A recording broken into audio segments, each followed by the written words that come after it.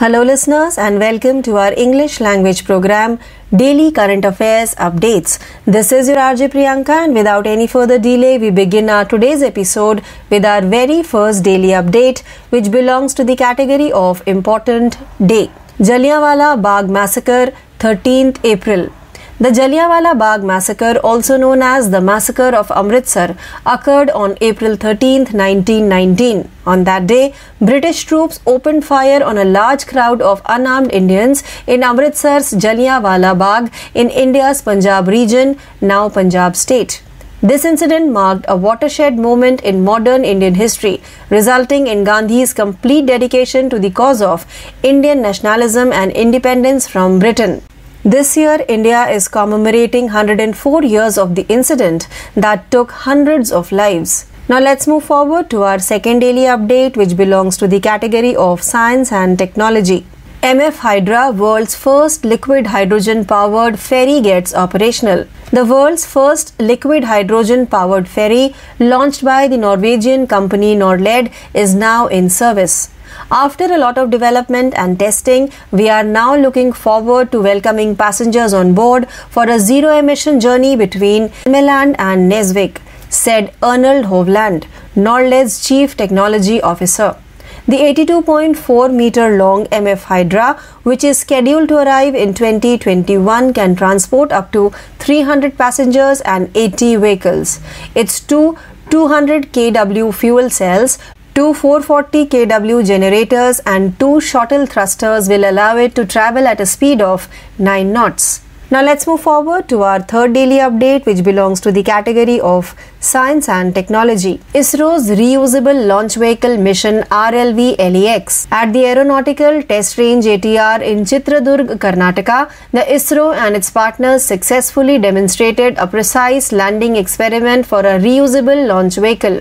The Reusable Launch Vehicle Autonomous Landing Mission RLV-LEX test was the second of 5 tests that are a part of ISRO's efforts to develop RLVs or space planes or shuttles which can travel to low Earth orbits to deliver payloads and return to Earth for use again. In the future, this vehicle will be scaled up to become the first stage of India's reusable two-stage orbital TSTO launch vehicle, according to ISRO. Now let's move forward to our fourth daily update which belongs to the category of Agreement. Rural Development Ministry signed agreement for youth training employment.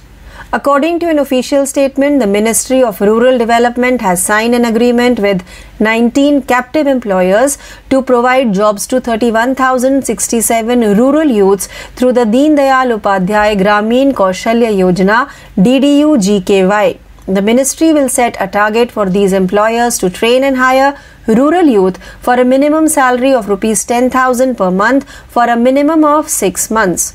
The Memorandum of Understanding MOU was signed in the presence of Giriraj Singh, Minister of Rural Development. Now let's move forward to our fifth daily update which belongs to the category of Science and Technology.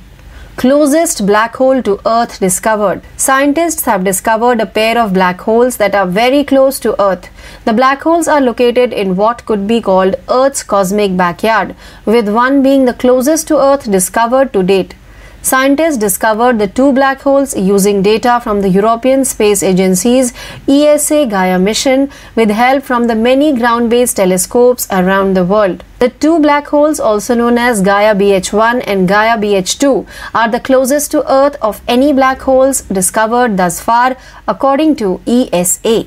Now let's move forward to our sixth daily update which belongs to the category of Science and Technology. NASA announced 4 astronauts for Artemis' second moon mission. The astronauts who will command the first crewed moon mission in 5 decades were recently revealed, paving the way for the quartet to begin training for the historical Artemis 2 lunar flyby, which is scheduled to launch in November 2024. The astronauts are NASA's Reid Wiseman, Victor Glover and Christina Koch, as well as Canadian Space Agency's Jeremy Hansen.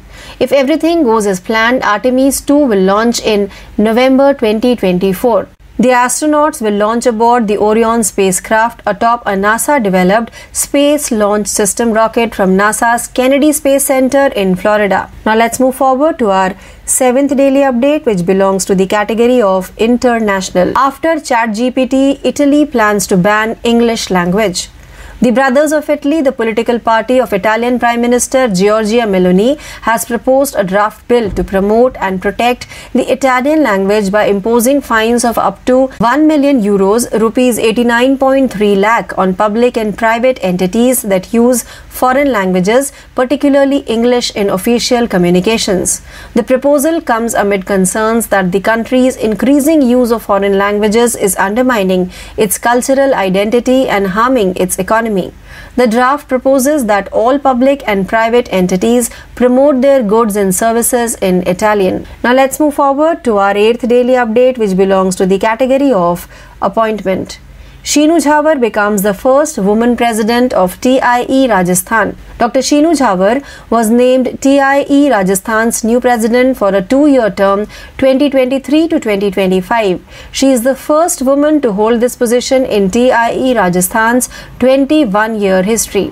Dr. Jhawar succeeded Dr. Ravi Modani, who has successfully led the chapter since 2021. During the biennial leadership transition ceremony, Dr. Jhawar stated that India has the 3rd highest number of unicorns in the world, and that within India, Jaipur is the first Tier 2 city, ranking 7th overall according to the Startup Blink report. Now let's move forward to our 9th daily update, which belongs to the category of international.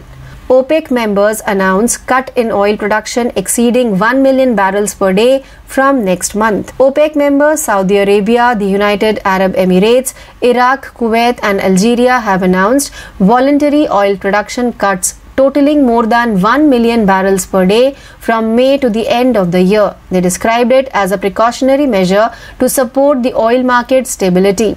The group of 23 oil-producing countries, which reduced their collective output by 2 million barrels per day last year, is expected to maintain the agreed-upon production levels at their upcoming virtual meeting.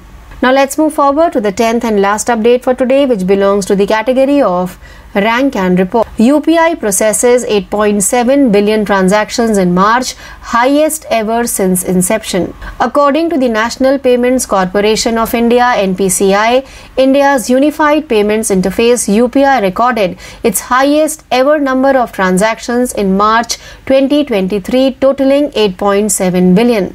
In January of this year, UPI reached 8 billion transactions for the first time. Because there were fewer days in February, the number of transactions fell by 7.5 billion. The value of the record number of transactions was pegged at rupees 14.5 trillion, bringing the fiscal year to a close on a high note. The value of digital transactions was rupees 12.98 trillion in January, but it fell to rupees 12.35 trillion in February. So with this update, we have now come to an end of today's episode of Daily Current Affairs Updates. Please stay tuned for more learning. This is your RJ Priyanka signing off for the day. Thank you.